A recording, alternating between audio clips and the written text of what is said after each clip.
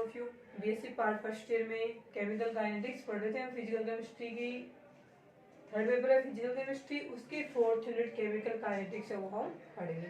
इससे पहले इसकी एक वीडियो आई है, उसके अंदर हमने पढ़ा था जनरल इंट्रोडक्शन और रेट ऑफ रिएक्शन क्या होता है, उसको किस प्रकार से हम एक्सप्रेस करते हैं, ये हमने इससे पहले वाले वीडियो में कंप्लीट कर लिया। उसके बाद में आज हम पढ़ेंगे इसमें factor affecting rate of reaction. First देखिए, factor affecting rate of reaction में कौन कौन से कारक हैं जो कि एक रिएक्शन के रेट को इफेक्ट करते हैं, प्रभावित करते हैं। उसमें हम फर्स्ट लिखेंगे टेम्परेचर। किसी भी रिएक्शन का टेम्परेचर यानी रिएक्शन जिस टेम्परेचर पे हो रही है वो टेम्परेचर उस रिएक्शन के रेट को किस प्रकार से प्रभावित करेगा।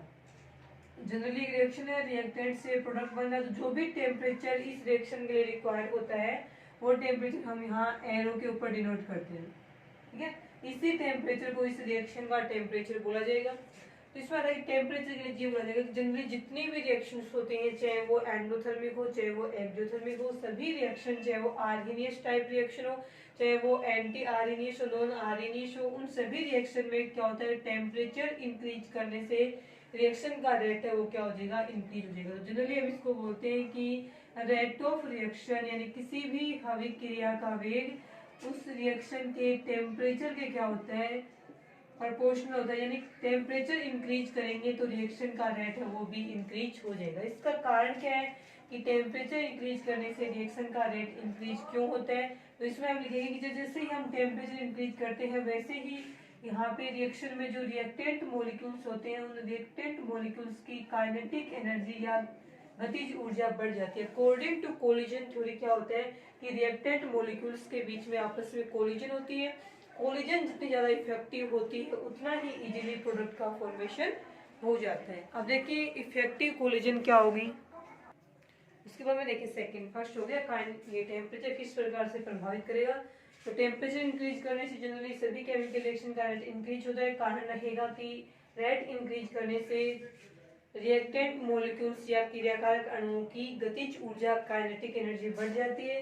काइनेटिक एनर्जी बढ़ेगी तो मॉलिक्यूल्स आपस में जो कोलिजन करेंगे वो भी उनकी संख्या क्या होगी, बढ़ जाएगी। तो नंबर ऑफ कोलिजन बढ़ेगा। दूसरी जो कोलिजन इनके आपस में कोलिजन होने से इनकी एनर्जी क्या होती है, कोलिजन होती है तभी ये क्या करते हैं, प्रोडक्ट का फॉर्मेशन करते हैं। और कोलिजन करने के लिए आवश्यक इनके पास एनर्जी क्या होनी चाहिए, एक एनर्जी की सर्टेन वैल्यू होती है कि उतनी यदि इनके पास एनर्जी होगी तभी आपस में कोलिजन करेंगे और नए कोलिजन नहीं कर पाएंगे। तो कोलिजन करने के लिए आवश्यक है कि इनकी काइनेटिक एनर्जी क्या हो, ज्यादा हो। काइनेटिक एनर्जी ज्यादा कब होगी, जब हम टेम्परेचर को इंक्रीज करेंगे। आगे समझ में। उसके बाद में देखिए हम इसमें क्या लिखेंगे कि इस प्रकार से रेट ऑफ रिएक्शन है वो टेम्परेचर के इंक्रीज करने से इंक्रीज हो जाता है। उसके बाद देखिए हम क्या पढ़ेंगे, टेम्परेचर हो गया। टेम्परेचर के लिए हम बोलेंगे कि ये क्या होगा, प्रोपोर्शनल होगा। टेम्परेचर इंक्रीज करने से रिएक्शन का रेट है वो इंक्रीज हो जाता है। कारण रहेगा कि ये काइनेटिक एनर्जी इंक्रीज होती है जिससे नंबर ऑफ कोलिजन इंक्रीज होने से रिएक्शन का रेट भी इंक्रीज हो जाता है। उसके बाद में देखिए सेकेंड हम पढ़ेंगे इसके बाद में कि रिएक्शन को रेट को प्रभावित करने वाला जो सेकेंड कारक है वो रहेगा यहाँ पे प्रेशर यानी दाब। तो टेम्परेचर में लिखा था कि सभी केमिकल रिएक्शन को प्रभावित करता है लेकिन प्रेशर के लिए ऐसा नहीं होता है। तो सेकेंड जो फैक्टर है जो प्रभावित करेगा किसी केमिकल रिएक्शन के रेट को वो रहेगा प्रेशर यानी दाब। तो प्रेशर के लिए आपको क्या लिखना है, तो ये लिखना है कि प्रेशर है वो केवल जो गैसीय रिएक्शन होती हैं, गैसीय रिएक्शन या गैसीय अभिक्रियाएं जिनमें रिएक्टेंट मॉलिक्यूल्स और प्रोडक्ट दोनों ही गैसीय फॉर्म में होते हैं, प्रेशर केवल उन्हीं केमिकल रिएक्शंस के रेट को इफेक्टिव करता है, प्रभावित करता है, ठीक है। तो वे केमिकल रिएक्शन जिनमें रिएक्टेंट मॉलिक्यूल और प्रोडक्ट क्या होते हैं, गैस होते हैं, गैस मॉलिक्यूल होते हैं या फिर जो गैसीय अभिक्रियाएं होती हैं, केवल उन्हीं के रेट पे प्रेशर का इफेक्ट है वो पड़ता है। और गैसीय रिएक्शन में भी उन रिएक्शन के रेट पे पड़ेगा जिन रिएक्शन के अंदर रिएक्टेंट और प्रोडक्ट मॉलिक्यूल्स की संख्या सेम नहीं होती है। Number of reactant molecules is not equal to number of product. ऐसी केमिकल रिएक्शन होती है केवल उन्हीं के ऊपर प्रेशर का इफेक्ट लगेगा। और वे केमिकल रिएक्शन जिनमें रिएक्टेंट और प्रोडक्ट के मोलों की संख्या गैस मोलों की संख्या यदि इक्वल होती है तो उन रिएक्शन पे प्रेशर का कोई इफेक्ट नहीं पड़ता है। तो गैस का इफेक्ट केवल गैसीय रिएक्शन में पड़ेगा, इनमें से भी उनमें पड़ेगा जिनमें रिएक्टेंट और प्रोडक्ट के मोलों की संख्या इक्वल नहीं होती है। आ गए समझ में। और जिन गैसीय रिएक्शन के अंदर रिएक्टेंट और प्रोडक्ट के मोलों की संख्या इक्वल होती है उन रिएक्शन के रेट पर प्रेशर का कोई इफेक्ट नहीं लगता है। अब ये वाली रिएक्शन होगी ना कि केवल इन्हीं अभिक्रियाओं पे दाब का प्रभाव पड़ेगा जिनमें रिएक्टेंट और प्रोडक्ट के मोलों की संख्या इक्वल नहीं होती है। अब ये दो प्रकार के होते हैं, हो सकता है रिएक्टेंट मॉलिक्यूल की संख्या ज्यादा हो सकता है प्रोडक्ट मॉलिक्यूल की संख्या ज्यादा हो। इस बेस में हम इस प्रकार की जो गैसीय रिएक्शन है उसको पढ़ेंगे। तो फर्स्ट तो इसमें कौन सी आ जाएंगी, जैसे अपन एग्जांपल करते हैं यहाँ पे N2 प्लस में 3H2, आपस में ये भी गैस मॉलिक्यूल है, नाइट्रोजन गैस है, ये हाइड्रोजन गैस है, आपस में मिलकर ये बनाएंगे 2NH3 अमोनिया गैस। तो यहाँ पे देखो रिएक्टेंट मॉलिक्यूल की संख्या 4 है, 3 इसके 1 इसका, और यहाँ पे रिएक्टेंट मॉलिक्यूल की संख्या क्या है, 2 है। ठीक है, ये देखो इस रिएक्शन के होने में गैस मॉलिक्यूल्स की संख्या कम हो रही है, कम हो रही है, इसका मतलब इस रिएक्शन का प्रेशर भी क्या हो रहा है, इस रिएक्शन का प्रेशर कम हो रहा है।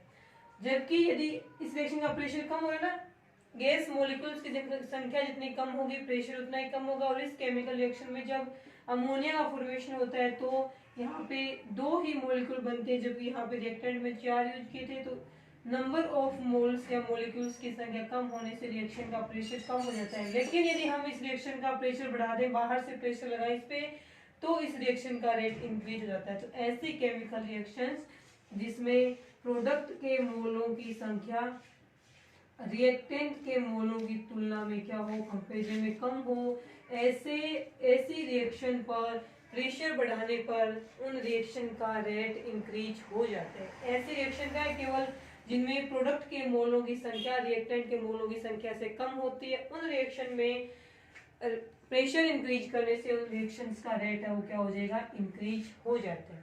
अब देखिए सेकेंड टाइप की रिएक्शन पढ़ते हैं हम। सेकेंड टाइप रिएक्शन में क्या आएगा वो देखिए, वो रहेगा यहाँ पे जैसे N2O5 का मॉलिक्यूल है आपका 2N2O5 सेकेंड टाइप रिएक्शन होगी, इससे बनेगा आपके 4NO प्लस में O2। अब यहाँ पे देखो रिएक्टेंट के मॉलिक्यूल्स कितने हैं, 2 हैं, ये भी गैस मॉलिक्यूल है और ये वाला भी गैस में है और ये वाला भी गैस में। इसके क्या है 4 और एक इसका है 5, तो यहाँ पे मोलों की संख्या क्या है 5। तो अब देखिए इस रिएक्शन, ये रिएक्शन जब हुई, जब N2O5 का क्या हुआ, अपघटन हुआ, तो यहाँ पे नंबर ऑफ गैस मॉलिक्यूल ज्यादा बन गए, तो हम कहेंगे कि यहाँ पे प्रोडक्ट के मोलों की संख्या ज्यादा है रिएक्टेंट के मोलों की तुलना में। अब देखो यहाँ पे number of gas molecules increase हो गए प्रोडक्ट में, तो इस रिएक्शन का प्रेशर भी इंक्रीज हो जाएगा। और ऐसे रिएक्शंस को प्रेशर यदि हम कम कर दें तो इन रिएक्शन का रेट क्या हो जाएगा, इंक्रीज हो जाएगा। तो इसमें हम क्या लिखेंगे कि वे केमिकल रिएक्शन या वे गैसीय अभिक्रियाएं जिनमें प्रोडक्ट के मोलों की संख्या रिएक्टेंट के मोलों की तुलना में ज्यादा होती है, उन रिएक्शन का प्रेशर डिक्रीज करने पर उन रिएक्शन का रेट इंक्रीज हो जाता है। तो इसमें होंगे ना, तो ऐसी रिएक्शंस जिसमें ये वाला होगा उनमें तो प्रेशर बढ़ाने पे रेट बढ़ेगा और इन रिएक्शन में प्रेशर घटाने पे इनका रेट क्या होता है, इंक्रीज हो जाता है। तो ये याद रखना, गैस का प्रेशर का इफेक्ट केवल गैसीय रिएक्शन में पड़ेगा और गैस में भी उनमें जिनमें प्रोडक्ट और रिएक्टेंट के मोलों की संख्या इक्वल नहीं होती है। इसमें देखो रिएक्टेंट वाली ज्यादा है तो प्रेशर बढ़ाने पे रेट बढ़ेगा, इस वाले में प्रोडक्ट के मोलों की संख्या ज्यादा है तो प्रेशर डिक्रीज करने पे इस रिएक्शन का रेट इंक्रीज हो जाता है। ये रहेगा इसका second factor affecting pressure, temperature pressure तो हो गए। उसके बाद में थर्ड हम पढ़ेंगे इफेक्ट ऑफ कंसंट्रेशन, यानी जो कंसंट्रेशन होती है रिएक्टेंट की वो रिएक्शन के रेट को किस प्रकार से प्रभावित करती है। देखें थर्ड हो जाएगा अपना फैक्टर अफेक्टिंग में कंसंट्रेशन यानी सांद्रता। देखिए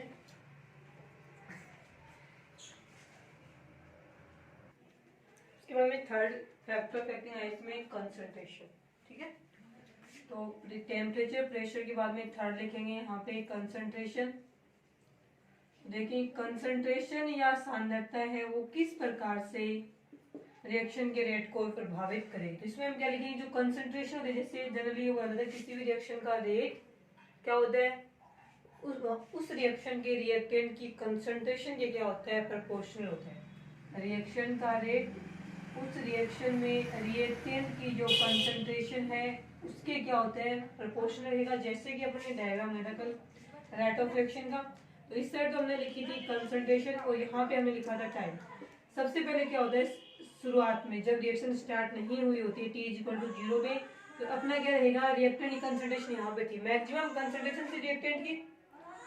उसके बाद में हम क्या करेंगे, तो यहाँ पे रिएक्शन का रेट भी क्या था, या तो 0 था। उसके बाद जैसे जैसे रिएक्शन चलेगी वैसे वैसे यहाँ पे रिएक्शन का रेट,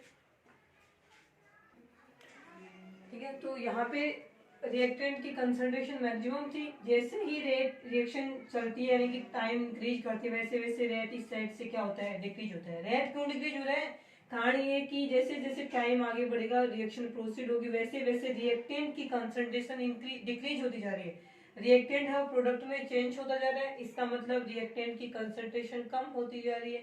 रिएक्टेंट की कंसंट्रेशन कम होती जाएगी, कंसंट्रेशन कम होती जा रही है, उसके साथ साथ में रेट भी क्या होता जा रहा है, कम होता जा रहा है। तो इसका मतलब रिएक्शन का रेट उस रिएक्शन में जो रिएक्टेंट मॉलिक्यूल्स प्रेजेंट है उनकी कंसंट्रेशन पे डिपेंड करता है।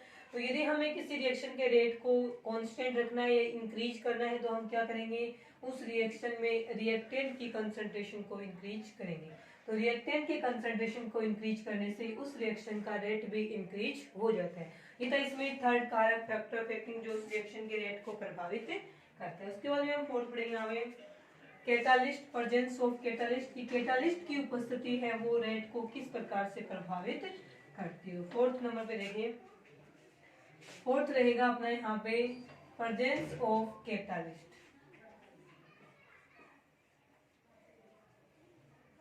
प्रेजेंस ऑफ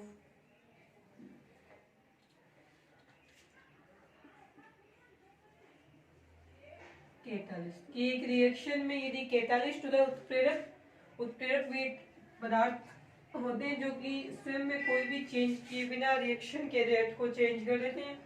अब रिएक्शन के रेट को हमने ये नहीं बोला ना बढ़ा देते हैं, हमने बोला रिएक्शन के रेट को रिएक्शन के रेट को चेंज कर देते हैं।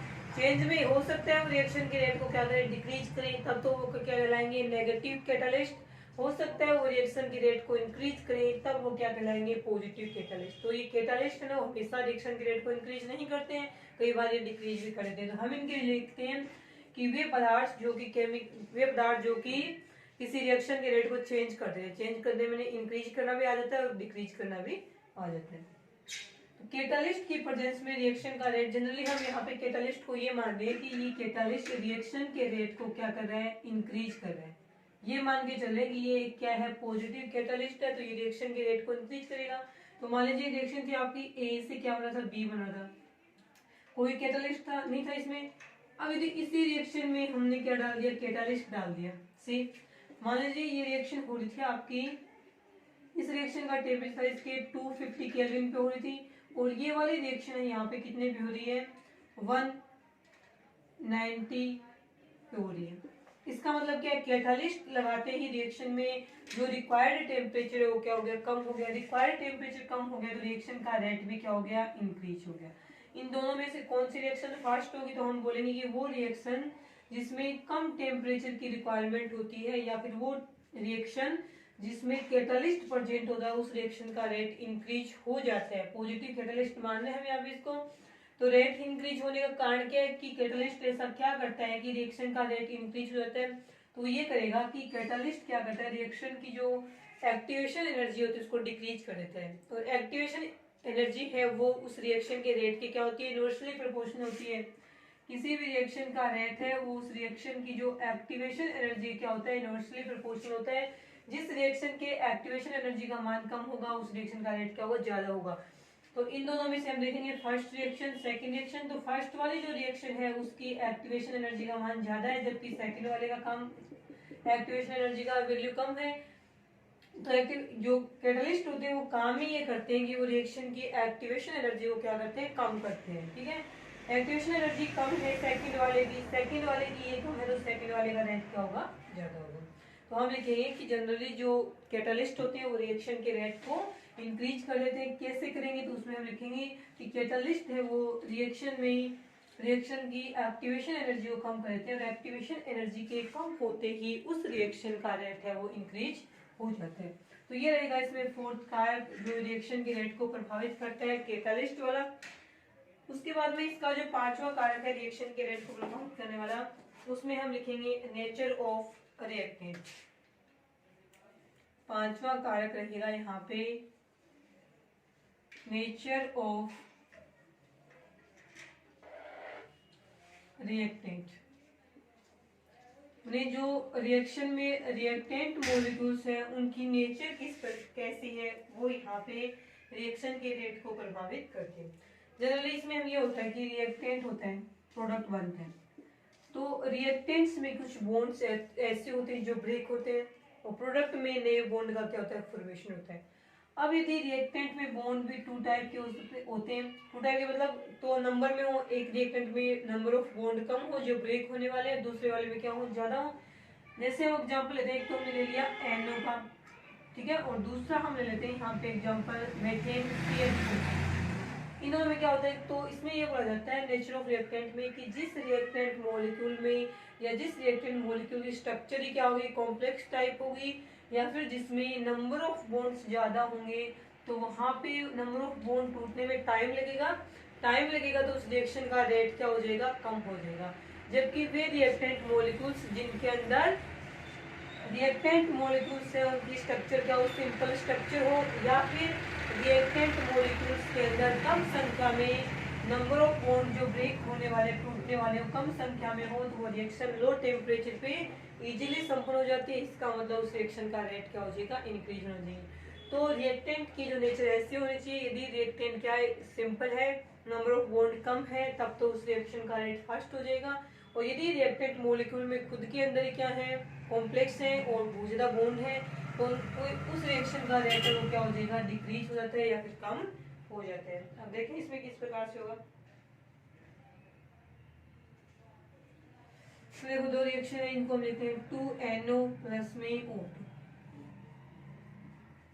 2NO2 बन गया।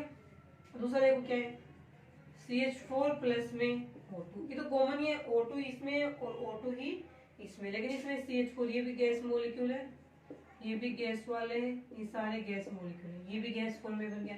इससे क्या बनेगा, तो इसमें बनेगा CO2 प्लस में 2H2, 2 और 2 4, इसको हम यहाँ पे 2 लगा देंगे, ठीक है, ये बन गया। ये भी गैस में बनता है तो लिक्विड हो जाएगा। अब देखिए इसमें यहाँ पे CH4 देखिए, ये तो दोनों सेम ही है, सिर्फ इनको चेकआउट करना है। ये NO में क्या लिख देते हैं, इस प्रकार से लिख देते हैं इसको, और एक ये वाला बॉन्ड है इस प्रकार से बना देंगे। जबकि इस वाले में क्या है, 4 बॉन्ड प्रेजेंट है, तो इन सभी बॉन्ड को ब्रेक करने के लिए क्या होती है, अपने को ज्यादा एनर्जी की रिक्वायरमेंट होगी। और ये वाला क्या कॉम्प्लेक्स वाला बन गया ना, इसके अंदर नंबर ऑफ बॉन्ड ज्यादा है, जिसको ब्रेक करने की ज्यादा एनर्जी की आवश्यकता होगी। तो इसका रेट R1 है, इसका रेट R2 है, तो बताओ इन दोनों में से कौन सी रिएक्शन का रेट ज्यादा होगा, तो हम लिखेंगे R1 is greater than R2। कारण वही रहेगा, नेचर ऑफ रिएक्टेंट मॉलिक्यूल्स, ठीक है। ये था इसका पांचवा कारक प्रभावित करने वाला। उसके बाद देखिए नेचर ऑफ रिएक्टेंट के बाद में नेक्स्ट कारक देखा है यहाँ पे, surface area of the reactant,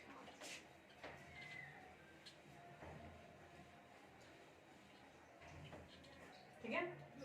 next हम पढ़ेंगे surface area of the reactant, sixth कारक रहेगा इसका।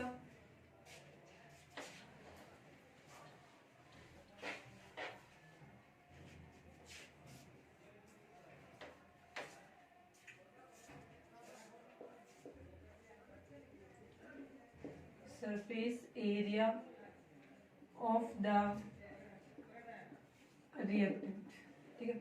अब देखिए कुछ रिएक्शंस ऐसी होती हैं जो कौन से नेचर की होती हैं, हेट्रोजीनस।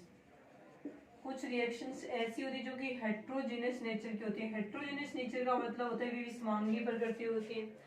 ऐसी रिएक्शंस में जो अपना रिएक्टेंट होता है उसका यूज, रिएक्टेंट बोले या फिर हम बोले कैटालिस्ट, उस कैटालिस्ट का यूज क्या होता है कि वो केवल रिएक्शन के लिए साइट प्रोवाइड करता है, और वो जनरली कौन सी स्टेट में होता है, सॉलिड स्टेट में होता है। तो इस रिएक्शन या कैटालिस्ट है, इस कैटालिस्ट की सरफेस पे रिएक्टेंट्स मॉलिक्यूल आएंगे, आपस में केमिकल रिएक्शन करेंगे और प्रोडक्ट का फॉर्मेशन है वो यहाँ पे कर देते हैं।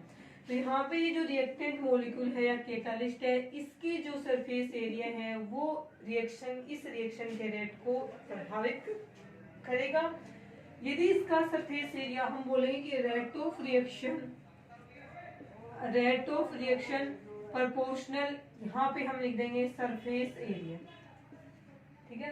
तो जो अपना कैटालिस्ट लिया है हमने या फिर जो अपना रिएक्टेंट लिया है उसका सरफेस एरिया जितना ज्यादा होगा उस रिएक्शन का रेट उतना ही ज्यादा होगा। तो सरफेस एरिया को इंक्रीज करने के लिए हम क्या करते हैं कि जो रिएक्टेंट्स मॉलिक्यूल्स होता है उसको छोटे छोटे टुकड़ों में ब्रेक कर देते हैं, क्योंकि ब्रेक होने के बाद में जो टुकड़े बनते हैं उनका सरफेस एरिया इसकी कंपेरिजन में क्या होता है ज्यादा होता है।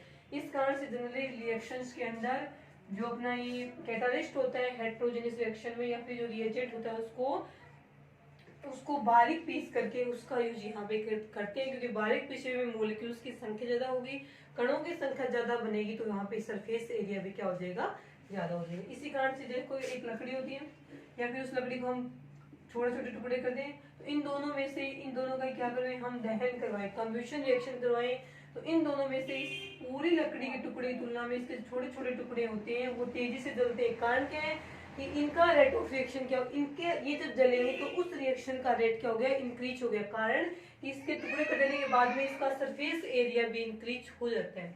सरफेस एरिया इंक्रीज होने से ही इनमें रिएक्शन फास्ट होगी और ये इसकी कंपैरिजन में तेजी से दहन होने लगता है इनका या फिर ये जलने लगते हैं। ठीक है, ये था इसमें surface area of the reactant जो रिएक्शन के रेट को प्रभावित करते हैं। 6 कारक हो गए। उसके बाद में देखिए नेक्स्ट इसमें कौन कौन से कारक हो रहेंगे। इफेक्ट ऑफ रेडिएशन देखते हैं कि जो रेडिएशन होती है उसका क्या इफेक्ट लगेगा इनके ऊपर। इफेक्ट ऑफ रेडिएशन, तो रेडिएशन का इफेक्ट सभी केमिकल रिएक्शन पे तो होता नहीं है, केवल उन्हीं रिएक्शन पे होता है जो कि लाइट की प्रेजेंस में प्रोसीड होती है। तो 7 नंबर पे हम लिखेंगे effect of radiation. Effect of radiation यानी विकिरणों का प्रभाव। तो इसमें हम लिखेंगे वे केमिकल रिएक्शन जो जनरली लाइट की प्रेजेंस में होती हैं, वे केमिकल रिएक्शन जो लाइट या प्रकाश की उपस्थिति में होती हैं, केवल उन्हीं रिएक्शन के रेट पे रेडिएशन का इफेक्ट पड़ता है। ठीक है, तो यहाँ पे हम जिस तरह की रेडिएशन की रिक्वायरमेंट होती है रिएक्शन को, वैसे ही रेडिएशन यदि उसको मिलती है तो उस रिएक्शन का रेट क्या हो जाता है इंक्रीज हो जाता है। क्योंकि रेडिएशन में भी क्या होती है टेम्परेचर देते हैं तो उससे भी एनर्जी मिलती है रिएक्टेंट मॉलिक्यूल को, तो उनकी काइनेटिक एनर्जी इंक्रीज होती है, तो उनकी रेट ऑफ रिएक्शन भी इंक्रीज हो जाता है। और रेडिएशन में भी एनर्जी होती है, और रेडिएशन की एनर्जी को इस फॉर्म में लिखते हैं हम E equal to H nu, H Planck constant, mu equal to हम लिख सकते हैं सी अपॉन में लैम्डा, लैम्डा हो जाएगी रेडिएशन की वेवलेंथ और सी हो जाएगा यहाँ पे वेलोसिटी ऑफ लाइट 3 × 10⁻⁸ सेंटीमीटर। ठीक है, तो रेडिएशन का इफेक्ट क्या होगा आगे, केवल फोटोकेमिकल जो रिएक्शन होती है जो कि प्रकाश की उपस्थिति में संपन्न होती है, प्रकाश रासायनिक अभिक्रियाएं, केवल उन्हीं अभिक्रियाओं के रेट पे रेडिएशन का इफेक्ट लगेगा। और E इक्वल टू क्या होता है एच न्यू। आगे समझ में ये रह गए रिएक्शन को रेट को प्रभावित करने वाले कारक।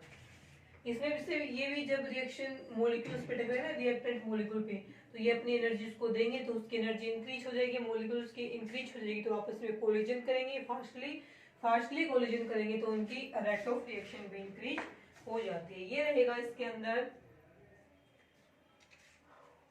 रिएक्शन के रेट को प्रभावित करने वाले कारक जो कि हमने 7 वो पढ़ लिए हैं। उसके बाद में देखें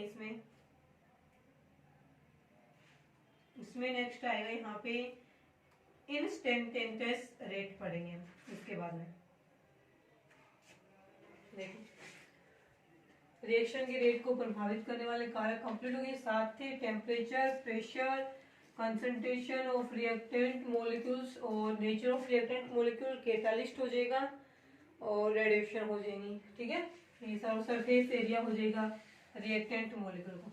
उसके बाद में जैसे हमने इनिशियल रेट पढ़ा था कि क्या होता है प्रारंभिक वेग होता है, उसी प्रकार से एक रेट और होता है इसके अंदर। देखिए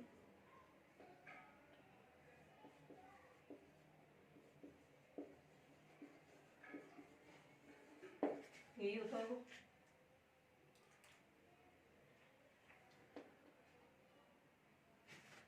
हिंदी में हम इसको बोलते हैं तत्क्षणिक वेग। अब देखें कि तत्क्षणिक वेग है वो होता क्या है।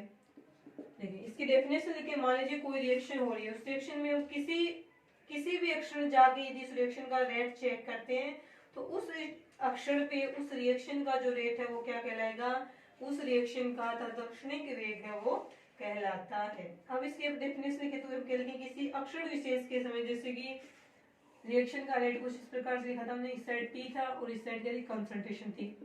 ये ग्राफ बनाया था हमने, इस प्रकार से बनाया था इसमें रेट वाले को।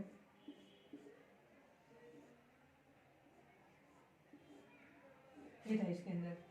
यदि इस टाइम देखें हम तो रिएक्शन का रेट बोलेंगे ये है। यदि इस साइड में हम रेट लिखे तो कंसंट्रेशन नहीं लिखे, और रेट कंसंट्रेशन की क्या होती है, प्रोपोर्शनल होती है। रिएक्शन की रेट, रिएक्शन में जो रिएक्टेंट मॉलिक्यूल होते हैं उसकी कंसंट्रेशन की क्या होती है, प्रोपोर्शनल। यदि इस टाइम हम रेट देखें, इस टाइम जो उसका रेट होता है वो क्या होता है, उसका तत्क्षणिक वेग कहलाता है। किसी भी अक्षर जा करके यदि हम इस रिएक्शन का रेट चेक करें, कोई रिएक्शन हो रही है उसका, तो उस टाइम जो उस रिएक्शन का रेट है वो उस रिएक्शन का तत्क्षणिक वेग है यहाँ पे कहलाता है। तो ये लिखेंगे किसी अक्षर विशेष पर अभिक्रिया का वेग उस अभिक्रिया का तत्क्षणिक वेग कहलाएगा। और इसमें भी हम लिखेंगे यदि डेल टी जो है वो 0 की तरफ जा रहा हो, यहाँ चेक किया और यहाँ चेक किया जस्ट इसके पॉइंट पे, तो इन दोनों में यहाँ जो रेट कहलाएगा वो भी क्या होगा, तत्क्षणिक वेग। और इसमें बहुत कम डिफरेंस पाया जाता है, क्योंकि सेम टाइम पे, लगभग सेम टाइम पे यहाँ देख लिया, थोड़ी सी सेकंड के बाद में जस्ट इसके पास में देख लिया, तो ये जो होगा यानी यहाँ पे डेल टी इस और इस टाइम में जो डिफरेंस है वो क्या रहेगा, लगभग 0 के इक्वल रहेगा। तो उस टाइम जो रिएक्शन का रेट होगा उसे हम तत्क्षणिक वेग के नाम से जानते हैं। डेफिनेशन होगी किसी अक्षर विशेष पे अभिक्रिया का वेग तत्क्षणिक वेग वो कहलाएगा। उसके बाद में हम नेक्स्ट पढ़ेंगे इसमें रेट लो। ठीक है, देखें नेक्स्ट हेडिंग रहेगी अपनी रेट लो।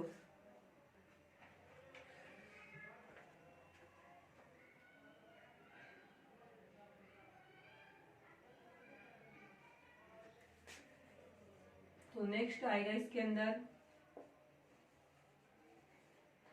रेट लो, वेग नियम। ठीक है, अब वेग नियम बनाने के बाद में हम यहाँ पे जो रेट कांस्टेंट आएगा के, उसकी यूनिट लिखनी है। के की यूनिट है वो रिएक्शन के ऑर्डर के अकॉर्डिंग, फर्स्ट ऑर्डर है, सेकंड ऑर्डर है, थर्ड ऑर्डर है, जीरो ऑर्डर है, उसके अकॉर्डिंग इसकी यूनिट्स क्या आएगी, अलग अलग आएगी। ठीक है, इसकी यूनिट्स तो रहेगी अलग अलग। जो जो अपना रेट आया था रिएक्शन का रेट, उसकी यूनिट है वो सभी ऑर्डर की रिएक्शन के लिए क्या होती है, सेम, जो कि हमने कल निकाली थी, mole litre inverse second inverse, ये वाली रहेगी। जबकि इसकी क्या आएगी, रेट कांस्टेंट है ये, इसकी यूनिट्स क्या आएगी, अलग अलग आएगी। तो ये जो रेट लो है इसे हम पढ़ेंगे कल की क्लास में। आज के लिए इतना ही।